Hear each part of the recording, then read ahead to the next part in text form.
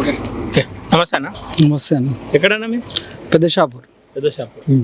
ఇది Chevella parliament. Chevella parliament నియోజకవర్గమే, Rajendra constituency. ఏం చేస్తుంటారన్నా? నేను సాఫ్ట్వేర్ ఎంప్లాయీ. సాఫ్ట్వేర్. ఎట్లా అనిపిస్తుంది కొత్త ప్రభుత్వం మీద మీ ఒపీనియన్? కొత్త ప్రభుత్వం అంటే అన్న, ఇచ్చిన 6 హామీలు అయితే ఇప్పటివరకు దాన్ని ఊసేలేదు. అసలు ఏది కూడా అమలు చేసింది లేదు. ఆయన చెప్పిన 0 కరెంట్ బిల్ అయితే ఇప్పటివరకు ఎవరికి రాలేదు. వాళ్ళు ఆ ప్రచారం కోసం అయితే ఏదైతే చేస్తున్నారో అవి అక్కడ చేపిస్తున్నారు, కానీ గ్రౌండ్ లెవెల్లో అయితే ఇప్పటివరకు ఎవరికి 0 కరెంట్ బిల్ అనేది ఇప్పటివరకు రాలేదన్న. ఇంకోటి 6 హామీలు ఇప్పటివరకు అమలు కాలేదు. అమలైన కొన్ని ఫ్రీ బస్ ఒకటి కూడా దాని ఎఫెక్ట్ కూడా సామాన్య ఆటో డ్రైవర్ల పైన వాళ్ళపైన కూడా చాలా ఎఫెక్ట్ పడుతుంది. అదైతే ఇంకా దాని ఇంపాక్ట్ అయితే ఇంకా పడలేదన్న. ఏది 0 మొత్తం నెగిటివే ఉంది. పాజిటివ్ ఇంపాక్ట్ అయితే ఏం లేదు. ప్రభుత్వంతో పోల్చుకుంటే ప్రభుత్వం బెటర్ అనిపించుకోవచ్చా లేదంటే? లేదన్న, అట్లాంటిది ఏం లేదు. ఓకేనా. ప్రస్తుతం పార్లమెంట్ ఎన్నికలు రాబోతున్నాయి. అవును. కాంగ్రెస్ నుండి అటు చూసుకుంటే సిట్టింగ్ ఎంపీ అయినటువంటి రంజిత్ రెడ్డి వస్తుంది. ఆయన పరిస్థితి ఎట్లుంటుంది అన్న ఏరియాలో? ఇప్పుడు కాంగ్రెస్ ఎంపీ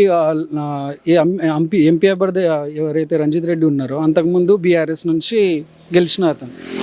ఆయనకి బీఆర్ఎస్లో సీట్ ఇచ్చినా కానీ దాన్ని వదిలేసి నేను ఓడిపోతానని గ్రౌండ్ సర్వేలు చేసుకొని ఓడిపోతానని తెలిసిన తర్వాత కాంగ్రెస్ ఏమన్నా నాకు సపోర్ట్ ఉంటుందేమో, లోకల్ గవర్నమెంట్ ఫామ్ అయింది కాబట్టి సపోర్ట్ అవుతుందనే ఉద్దేశంతో కాంగ్రెస్లోకి జాయిన్ అయ్యి కాంగ్రెస్ టికెట్ మీద నిలబడ్డాడు. కానీ ఆయనకైతే ఇప్పుడు ఆయన ఎంపీ అయిన ప్రచారం అప్పుడు వచ్చిన పర్సన్ ఇప్పటి వరకు గ్రౌండ్ లెవెల్ ఎక్కడ తిరగలేదన్న.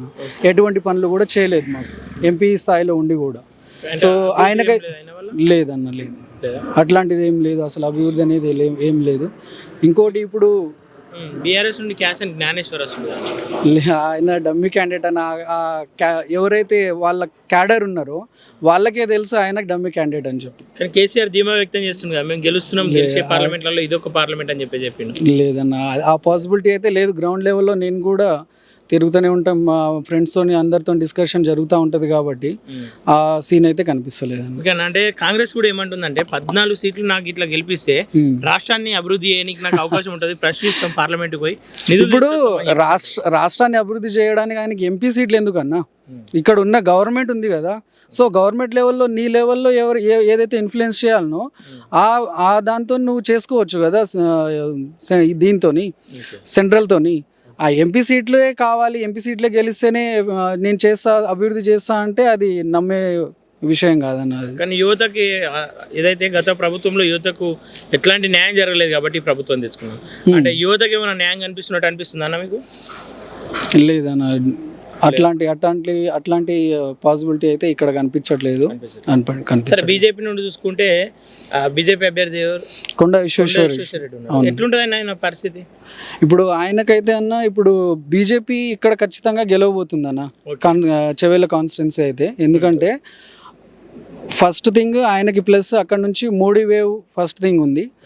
మోడీకి ఓటేసే వాళ్ళు ఇక్కడ ఓన్లీ బీజేపీ అని చూడకుండా మోడీని చూసి ఓటేసే వాళ్ళు చాలామంది ఉన్నారు. అది అపోజిషన్లో కూడా ఉండొచ్చు.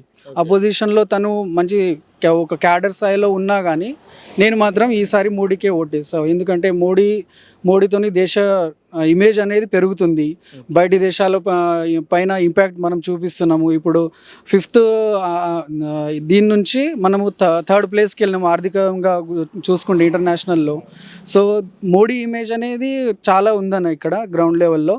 ఆయనకి యూత్లో ఉండదని చెప్పేసి అంటారు కదా. లేదన్న, అసలు చదువుకున్న ప్రతి ఒక్కళ్ళు మోడీకి సపోర్ట్ చేసి దేశాన్ని బలపరచాలనే ఉద్దేశంతో ఇక్కడ నుంచి ఎంపీని ఖచ్చితంగా కొండా విశ్వేశ్వర రెడ్డి గారిని మేము పంపిస్తున్నాము. ఆయన మోడీ గారికి సపోర్ట్ చేయడానికి అని చెప్పి నేను చెప్తున్నాను. అది మీరు అనుకునే గ్రౌండ్లో ఉందన్న, ఖచ్చితంగా ఉంది. ప్రతి పర్సన్ ఇప్పుడు నేను బూత్ కార్యకర్తనన్నా, బీజేపీని. సో నేను బూత్ అధ్యక్షుడిని. మేము ప్రచారానికి వెళ్తూ ఉంటే టీఆర్ఎస్ క్యాండిడేట్లు ఎవరైతే ఉంటారో మా ఊర్లోనే మాకు తెలిసిన వాళ్ళే ముందు నుంచి చెప్తున్నారు మాకు, మేము ఖచ్చితంగా ఈసారి మోడీకి ఇస్తాం. వాళ్ళు చెప్పే మాట ఏంటంటే ఇక్కడ ఈ పర్సన్ ఎవరు అనేది కాదు, మాకు పైన అయితే మోడీ ఉండాలి ఖచ్చితంగా. మోడీకి అయితే మేము ఓటేస్తాం ఈసారి.